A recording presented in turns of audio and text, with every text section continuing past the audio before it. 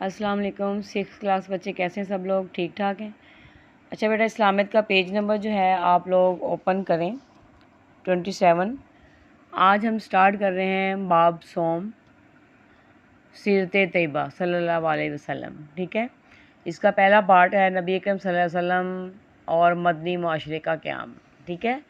اس کی ہم ریڈنگ کرتے ہیں آج۔ یہ دیکھیں، حضرت محمد صلی اللہ علیہ وسلم نے مکہ مکرمہ سے مدینہ کی طرف ہجرت فرما کر مدینہ منورہ میں ریاست مدینہ کی بنیاد رکھی۔ ہجرت کرنے کے بعد اگرچہ مسلمانوں کو بہت سی تکالیف کا سامنا کرنا پڑا، لیکن اس ہجرت سے ایک ایسی ریاست وجود میں آئی جس کی روشنی ساری دنیا میں پھیلی ہوئی ہے، اور دنیا بھر کے انسانوں نے اس ریاست کی روشنی سے فائدہ اٹھایا ہے۔ نبی کریم صلی اللہ علیہ وسلم ہجرت کے موقع پر مدینہ منورہ پہنچنے سے پہلے قباء نامی بستی میں رکے۔ یہاں آپ صلی اللہ علیہ وسلم نے چند دن قیام فرمایا۔ نبی کریم صلی اللہ علیہ وسلم کے حکم پر حضرت علی رضی اللہ عنہ مکہ مکرمہ میں 3 دن ٹھہرے۔ انہوں نے لوگوں کی امانتیں واپس کیں اور پیدل ہی مدینہ منورہ کی طرف چل دیے۔ حضور صلی اللہ علیہ وسلم قباء میں ہی ٹھہرے ہوئے تھے کہ حضرت علی رضی اللہ عنہ وہاں بھی پہنچ گئے۔ اس قیام کے دوران حضور پاک صلی اللہ علیہ وسلم نے مسجد قباء کی بنیاد رکھی۔ جزیرہ عرب میں بیت اللہ کے بعد یہ پہلی مسجد تھی۔ اس کا ذکر اللہ تعالیٰ نے قرآن مجید میں ارشاد فرمایا ہے۔ ترجمہ: البتہ وہ مسجد جس کی بنیاد پہلے ہی دن سے تقویٰ پر رکھی گئی ہے، وہ زیادہ حقدار ہے کہ آپ اس میں کھڑے ہوں، ٹھیک ہے۔ جب نبی کریم صلی اللہ علیہ وسلم قباء سے مدینہ منورہ کی طرف روانہ ہوئے تو راستے میں جمعہ کا وقت آ گیا۔ آپ صلی اللہ علیہ وسلم نے بنو سالم کی آبادی میں نماز جمعہ پڑھائی۔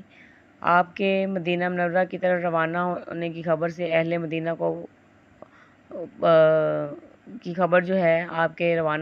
اہل مدینہ کو پہنچی۔ مدینہ منورہ کے سب لوگ بے چینی سے آپ صلی اللہ علیہ وسلم کا انتظار کر رہے تھے۔ وہ روزانہ صبح شہر سے باہر نکل کر آپ صلی اللہ علیہ وسلم کا انتظار کرتے اور دوپہر کو حسرت کے ساتھ واپس چلے جاتے۔ ایک دن وہ اسی چاہت کے ساتھ انتظار کر رہے تھے آپ صلی اللہ علیہ وسلم کا، تو کسی نے اعلان کیا، اسی وقت جن کا تم انتظار کر رہے ہو وہ تشریف لے آئے۔ یہ سن کر اللہ اکبر کے نعرے اس زور سے بلند ہوئے کہ بہت سے مسلمان بے قرار ہو کر گھروں سے نکل آئے۔ انہوں نے آپ صلی اللہ علیہ وسلم کا پرجوش استقبال کیا۔ مدینہ منورہ کی بچیوں نے نعتیہ اشعار پڑھ کر خوشی کا اظہار کیا۔ مدینہ منورہ کے رہنے والے، جنہیں انصار کہا گیا ہے، بہت زیادہ مالدار نہیں تھے، مگر ان میں سے ہر ایک کی خواہش تھی کہ نبی کریم صلی اللہ علیہ وسلم ان کے ہاں قیام فرمائیں۔ آپ جس محلے میں سے گزرتے وہاں کے لوگ آپ صلی اللہ علیہ وسلم کی اونٹنی کی نکیل پکڑ کر اپنے ہاں قیام کی دعوت دیتے۔ حضور پاک صلی اللہ علیہ وسلم نے ان سے فرماتے، میری اونٹنی کا راستہ چھوڑ دو، اسے جس جگہ ٹھہرنے کا حکم دیا گیا ہے یہ وہیں جا کر رکے گی۔ بالآخر اونٹنی حضرت ابو ایوب انصاری کے گھر کے پاس جا کر رکی۔ مدینہ منورہ تشریف لانے کے بعد نبی کریم صلی اللہ علیہ وسلم نے حضرت ابو ایوب انصاری کے ہاں قیام فرمایا۔ اسی طرح حضرت ابو ایوب انصاری کو نبی کریم صلی اللہ علیہ وسلم کا میزبان ہونے کا شرف حاصل ہوا۔ اس دوران مسجد نبوی نبی کریم صلی اللہ علیہ وسلم کے رہائشی حجروں کی تعمیر مکمل ہو گئی، تو آپ صلی اللہ علیہ وسلم وہاں منتقل ہو گئے۔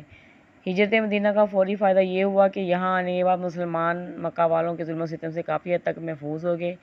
نبی پاک صلی اللہ علیہ وسلم نے مدینہ منورہ میں اسلامی ریاست کی بنیاد رکھی اور مسلمانوں کے سماجی مرکز کے طور پر مسجد نبوی کی تعمیر فرمائی۔ مدینہ منورہ کی صورت میں مسلمانوں کا ایک مضبوط مرکز مل گیا اور یہاں سے اسلام کی تبلیغ و اشاعت اس کا نئے دور کا آغاز ہوا، ٹھیک ہے بیٹا۔ 6 کلاس اس کے ہم نے ریڈنگ کی ہے، کل ہم اس کے کریں گے شارٹ کوشچن۔ اوکے بیٹا، اللہ حافظ، فی امان اللہ۔